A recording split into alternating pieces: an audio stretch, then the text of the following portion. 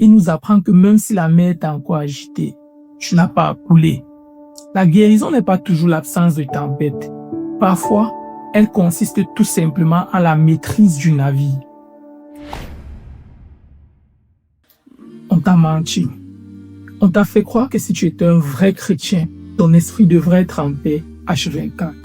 On t'a regardé de haut quand tu as avoué que tu n'arrivais plus à sortir de ton lit, en te proposant de prier davantage, comme si la dépression était le signe de ton échec spirituel. Mais la vérité que l'Église ne dit pas, c'est que la majorité des plus grands trônes d'influence ont été bâtis sur des montagnes de cadavres émotionnels. Aujourd'hui, je vais te démontrer que tes pensées noires ne sont pas ton arrêt de mort, mais ton initiation. Si tu as l'impression que ton cerveau est ton pire ennemi, reste ici. Cette vidéo est faite pour toi. On va parler de la stratégie d'un homme qui a transformé son enfer intérieur en une puissance que personne n'a pu arrêter. Imagine-toi à seulement 22 ans. Tu es au sommet. 12 000 personnes sont venues t'écouter dans une grande salle de théâtre à Londres. Tu commences à prier et puis soudain commence le chaos. Des voix hurlent. Au feu, les balcons s'effondrent. Mais ceci est une fausse alerte, un coup monté par des saboteurs. Mais la panique, elle, est bien réelle. Sous tes yeux, la foule se piétine. Tu vois des mères hurler, des corps écrasés contre les portes fermées. 7 personnes décèdent ce soir-là, sous les regards de Charles Spurgeon. Ce n'est pas juste une mauvaise journée, c'est un massacre. Spurgeon s'effondre à la suite de cette scène. À seulement 22 ans, il perd la raison pendant des semaines. Pendant tout le reste de sa vie, le simple craquement d'une chaise ou une ombre dans une pièce le replongera dans cette nuit d'horreur. Il a ce qu'on appelle de nos jours un syndrome de stress post-traumatique. Et c'est là que sa leçon brutale commence pour toi. Pourquoi est-ce que je te raconte cela? Parce que Spurgeon a dû apprendre à prêcher avec une cicatrice ouverte qui ne cicatriserait jamais. Il passait ses lundis prostré dans le noir, incapable de supporter la lumière, hanté par les cris de surregarder. Pourtant, le dimanche suivant, il montait en chair et enseignait à des milliers d'âmes. L'erreur que l'on te fait commettre actuellement, c'est de te faire croire que tu dois être guéri avant d'être utile.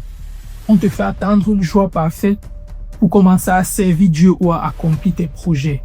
Mais regarde Spurgeon, son autorité ne venait pas de sa force. Elle venait de sa capacité à faire confiance à Dieu alors qu'il ne ressentait même pas sa présence. Il a alors appris une leçon terrible. L'onction peut cohabiter avec l'agonie. Elle ne devrait pas, mais elle le peut. Si tu te sens brisé aujourd'hui, écoute-moi. Ton traumatisme n'est pas un obstacle à ton appel. C'est peut-être l'ingrédient secret de ta puissance. Spurgeon n'est pas devenu un géant malgré ses ténèbres. Il est devenu parce qu'il a commencé à marcher dedans. Si tu es dans le noir aujourd'hui, tu attends peut-être un miracle instantané. Mais Spurgeon, lui, a compris que la victoire est une guerre de tranchées. Voici 3 armes que l'Église oublie souvent de te donner concernant la gestion de tes pensées. Première arme, l'humour contre l'enfer. Spurgeon était d'une drôlerie légendaire parce qu'il utilisait le rire comme un bouclier. Il disait alors, le rire est l'un des dons de Dieu pour nous aider à porter les fardeaux de la vie. Quand les ténèbres arrivaient, il ne restait pas seulement à genoux. Il utilisait l'esprit pour ridiculiser le diable. La leçon pour toi est la suivante.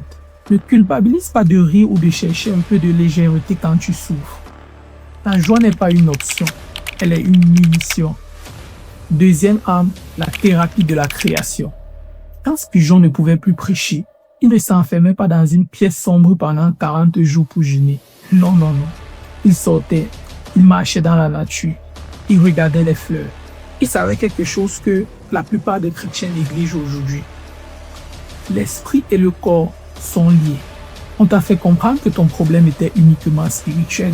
Spurgeon lui te répondrait que parfois, la chose la plus spirituelle que tu puisses faire, c'est de dormir, de marcher en forêt ou de voir tout simplement un médecin. C'est Dieu qui a créé ton corps. Ne méprise pas ses besoins sous prétexte d'être profond. Troisième arme, et sans nul doute la plus lourde aux yeux de Spurgeon. sa théologie. Spurgeon ne croyait pas en un Dieu qui observe la souffrance de loin. Il croyait en un Dieu qui ordonne la tempête. Il disait: je suis arrivé à avoir une confiance telle en la souveraineté de Dieu que je ne peux me reposer sur l'oreiller de ses desseins, même quand je ne comprends pas ce qui m'arrive. Et c'est sur cet oreiller que tout bascule. Écoute-moi bien, la dépression n'est pas une fin en soi. Pour beaucoup, elle est une saison qui se termine par une victoire éclatante et une guérison totale. Dieu restaure les âmes et il peut dissiper tes nuages en un seul instant. Mais si cela n'est pas ton cas aujourd'hui, si ton miracle semble tarder, regarde à Spurgeon. Il nous apprend que même si la mer est encore agitée, tu n'as pas à couler. La guérison n'est pas toujours l'absence de tempête. Parfois, elle consiste tout simplement en la maîtrise du navire. Comme pour Spurgeon, la tristesse peut ne pas disparaître d'aussitôt pour toi, mais elle peut perdre son pouvoir de te définir.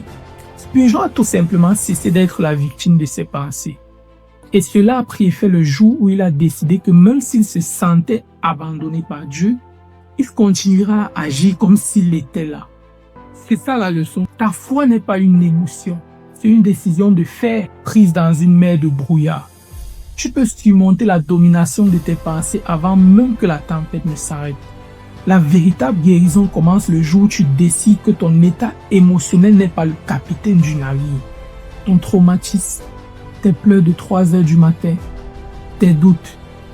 Absolument rien de tout cela ne surprend Dieu. Il ne t'aime pas moins quand tu es brisé. Au contraire, Spurgeon disait que Dieu publie ses plus belles éditions dans des feuilles de la souffrance. Tu es une édition limitée. Oui, je ne le dis pas pour te flatter, tu es une édition limitée, unique en ton genre, forgée par une douleur que peu de gens peuvent comprendre. Ta douleur est unique, ne la compare surtout pas. Alors, que vas-tu faire maintenant? Arrêtez de te cacher. Arrêtez de croire que tu es un chrétien de seconde zone parce que tu es fatigué mentalement.